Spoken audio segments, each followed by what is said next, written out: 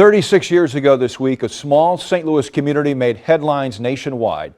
The federal government told the people living in the tiny town of Times Beach, Missouri, they had to move out. Residents were at risk after a chemical linked to cancer had been spread all over the roads of that town.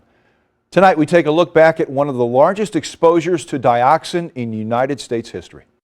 What was life like here once upon a time? It was awesome, wasn't it? Peaceful. We played cards, poker every Saturday night. It was a safe community. Marilyn Leisner was the last mayor of the town of Times Beach, a town that no longer exists. My kids would have lived here and grown up, kids, and had kids here. So it was kind of that everybody was kind of related in the community. Where the town once sat along the banks of the Merrimack River, now sits a state park. There's a small, tight-knit community. Yes, yes. But that tight-knit community turned into a ghost town more than 30 years ago. Drive past the area where Times Beach once stood and you may not even realize it. It's now Route 66 State Park, just north of I-44 as you pass over the river before Eureka. The town had an interesting start.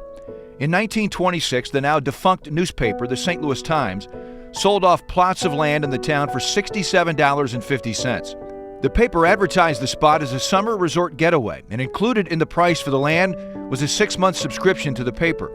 Eventually, the getaway spot grew into a town of thousands. The homes that housed the hundreds of families had a bit of character. Some of the homes were on stilts because the town sat on a floodplain. Had it been for flooding alone, Times Beach would be well and happy today, and the people would still be here. Yeah. They were determined to come back and rebuild and live here. The town was hit hard by the record flooding in December of 1982 and again in the spring of '83. Did I read that there was really no flood insurance down here? A lot of people didn't have it. There was a few of us that had insurance. But it wasn't the rising floodwaters, but oil that sealed the town's fate. 10 years before the flooding, Times Beach hired Russell Bliss to spray its dirt roads with an oil mixture in order to keep dust down. Little did they know, Bliss had also been contracted to dispose of chemical waste filled with dioxin. And I had no idea, absolutely no idea at all what was in it. Dioxins are highly toxic. They're found in the chemical known as Agent Orange. They can cause reproductive and developmental problems, damage the immune system, interfere with hormones, and even cause cancer. Bliss took the dioxin and mixed it with used motor oil. That oil was used to spray down the roads in 28 spots across the St. Louis area in the 1970s. The largest place, Times Beach. Well, the areas where you see the equipment are areas where they didn't find. It was mainly on the streets and in the ditches along the streets. In November of 1982, it took a reporter spotting a classified report at the EPA to discover the town was on a list of places sprayed with oil contaminated with dioxin. After the floodwaters receded in December, right before Christmas, those who had not returned after the flood were told to stay away, and those who had returned were told to leave. And 36 years ago, on February 22nd, 1983, the EPA announced the federal government would spend tens of millions of dollars to buy out the residents of Times Beach and dispose of the toxic chemical covering its roads and contaminating its homes.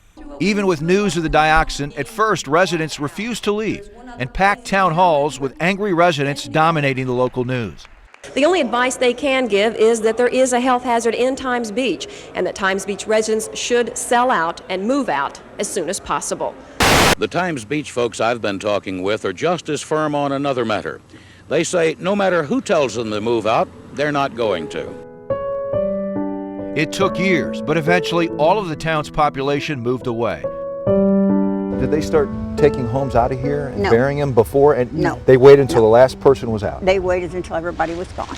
The cleanup took 2 years, and when it was finished in 1997, had cost close to $200 million. Buried here is actually the city of Times Beach. All the homes, all the equipment that they owned, everything is right there. Harold Goodman was a town official with Leisner in the 80s. You can see that it's just a big long grave. So that burial ground for the homes and equipment, they didn't excavate until the 90s. Right. So well after the EPA had Yes. ordered everybody out. As we spoke next to the long grave, both Goodman and Leisner agreed, if they could, the residents of Times Beach would try to resurrect the town. If they were told they could come back, there'd be a line at the bridge. There are those people that just want it to go away. They never want to hear of it again. But after cleanup was done in 1997, the land was turned over to the Missouri Department of Natural Resources and is now the home of Route 66 State Park.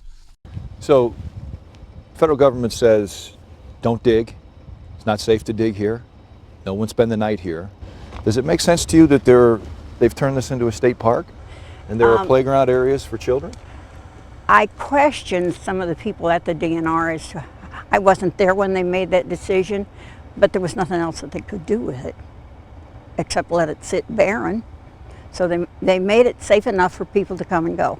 The man behind the contaminated oil, Russell Bliss, was never charged with a crime due to looser environmental laws of the 1970s.